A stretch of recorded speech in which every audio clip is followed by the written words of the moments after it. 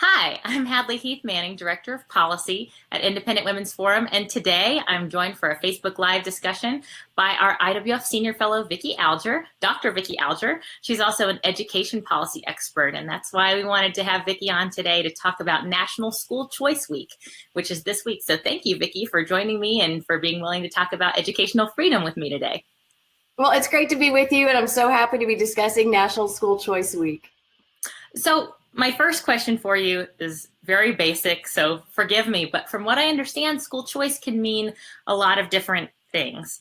So my first question for you is, what is school choice? What does it mean for families to have school choice, and what is the goal of National School Choice Week? Well, you asked the right question. School choice is, in a nutshell, finding the right educational setting that works for your child. So in some cases, that could be a district public school, other cases a charter public school, magnet school. It could also be a variety of non-public private schools, or it could be online schools, even homeschool. So really, it could be so many different things. And we've made advances. So the latest advances, which we can talk about in a little more detail, would be education savings accounts, which empowers parents over the children's education funding so they can take various educational offerings and really customize their children's learning. Neat. So I think I understand the basic concept that parents and students should be in charge of where they go to school or how their children receive their education. And I think that's a nice idea. I think generally people like the idea of having choice and having the ability to choose which schools to attend. But I want to drill down a little bit on the benefits, because I know a lot of this is a part of the public policy debate over school choice.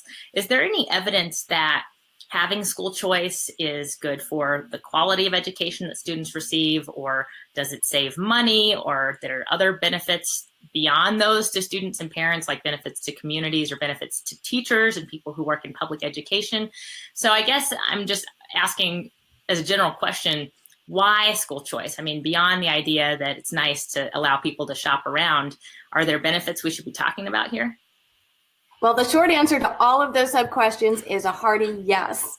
In fact, what most people don't realize is school choice is one of the most widely studied areas in education policy out there. There has been theoretical research for decades, and now that, starting in the 90s when we started implementing various forms of public, home, and private school choice, much less online and other offerings, we really have a huge body of scientific evidence. So let's start with probably the number one question people have.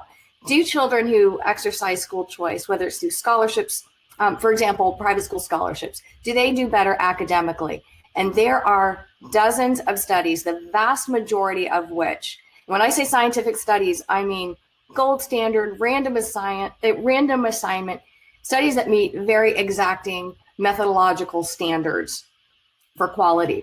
What we know is that children, particularly children from disadvantaged situations, children from low-income families, they have higher math and reading achievement gains, higher high school graduation rates, higher college going rates, and importantly, higher college completion rates. And here's something that I find so interesting and so important we need to get out there, is even the U.S. Department of Education years ago found that low-income children who attend private schools are 3 times as likely as their peers to attend and complete 4-year college degrees. So that's great news for everybody, particularly at a time when we're worried about college completion rates and high school graduation rates. But there are other aspects as well. For example, does school choice save money? Because unfortunately, that's not where our heart goes first, but our heart and our head have to work together. And when state lawmakers are thinking about implementing plans, they're like, well, we'd love to do it, pardon me, but we're worried about the fiscal impact. Here's what we know. Voucher scholarships, which are paid for with public dollars, those scholarships, about a half, they cost about a half to just 2/3 of what it would cost to send a similar child to a public school. So every time we let a child use a scholarship, that frees money that politicians can then send back to public schools. What about tax credit scholarships? You know, when you write a donation to a scholarship organization and you take a credit off your state income taxes. Well, guess what? Even official government evaluations, for example, in Florida, Arizona, other states have found that for every dollar that we take in a tax credit, the state saves between $1.50 up to $3, sometimes even more, depending on the nature of the program. These are huge savings that can be reinvested wherever lawmakers want. And let's not forget this point. I like to remind people, because if people worry that, oh my goodness, we're losing a student from a public school to wherever. Well, if you don't have the student, you also don't have the cost. And at a time when parents and policymakers are concerned about class sizes, getting children into schools that best meet their needs is a win-win for everybody. So I'm going to pick up on a couple of things that you mentioned and maybe push back a little bit, because I understand there's some people who argue against the idea of school choice. And personally speaking, I mean, I went to public schools, K through 12. I went to a public university, sort of consider myself the product of public schools in a positive way. And I've got a lot of public educators in my family, but I think the primary concern that I hear over and over again about school choice is that if you allow students to leave these traditional public schools or the schools where they're supposed to attend, that this somehow undermines public education. And so I wanted to get your reaction to that, because I think that's the number one concern. People like the idea of letting families choose, but they also worry that maybe some students would be left behind, or that the public schools in general would suffer as students exit. What do you say to that? Well, first and foremost, like you, I'm a product of both public schools and private schools. And another thing is I'm a stepmom to 4 kiddos, all of whom are attending district public schools, elementary, middle, and high school. So if allowing school choice were going to hurt public schools, they'd be hurting my children. There's no way I'd go for it. But here's what we know from the empirical evidence. I would urge people to look at my home state of Arizona. We were the first person to have a whole variety of non-public school choice options, in addition to one of the most expansive public array of options as well. For example, you can go to any public school you want, regardless of where you live. There are really no limitations on that. So if public schools anywhere were going to be harmed, it would be right here in Arizona. Well, guess what we've seen in the past recent years, since 2009, if you look at the nation's report card. Now that's the largest nationally representative sample of how children in 4th, 8th, and 12th grade are doing.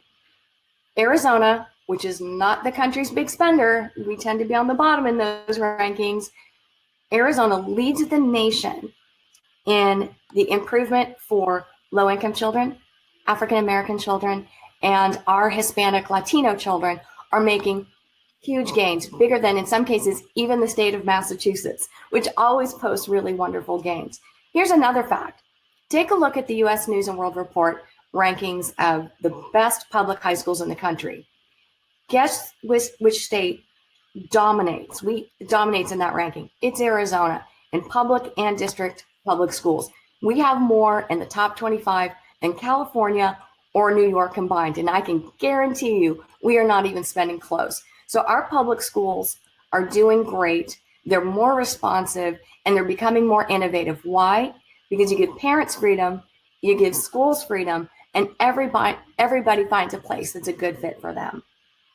That's a great story to tell about your home state there of Arizona. So thanks for sharing that. I imagine there's some people listening to this conversation, hopefully on our Facebook stream, and they may have this question. Okay, I like what I'm hearing. I think I like the idea of school choice, but I want to learn more. I want to educate myself about school choice. Or maybe there's even people who say, man, I want to get involved in advocating for this. So Vicki, as an education policy expert, I have to ask you, what resources can you point people to, or how would you suggest what are the next steps for people?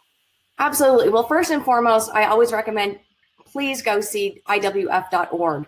You're going to see a tremendous array of resources. Policy briefs are all busy. You can get all the information you need right at your fingertips. To look at more expansive and drill down, maybe in certain particular state programs, I recommend edchoice.org. You can see what options are available, what all the scientific research is, the American Federation for Children, and the Independent independentinstitute.org, where I'm also I'm a research fellow and author. You can get more information there, and it's very easy to be involved. Just, I would say, you're the parent, you know best, and there's a lot of information out there. And if you ever have any questions, please feel free to reach out through me through IWF.org. Thank you, Vicki. I really appreciate you joining us today for this conversation about school choice, and you've given us a lot to think about, given us a great overview of the issue during this week, National School Choice Week. I appreciate you plugging our website. Again, it's IWF.org for Independent Women's Forum. And I really appreciate those of you who've tuned in to watch us live on Facebook. Feel free to give this video a like or a share if you enjoyed our conversation. And follow Independent Women's Forum for more content like this. Thanks again, Vicki, and thanks to our viewers. That's all the time we have for today, but we'll see you next time. Bye. Bye.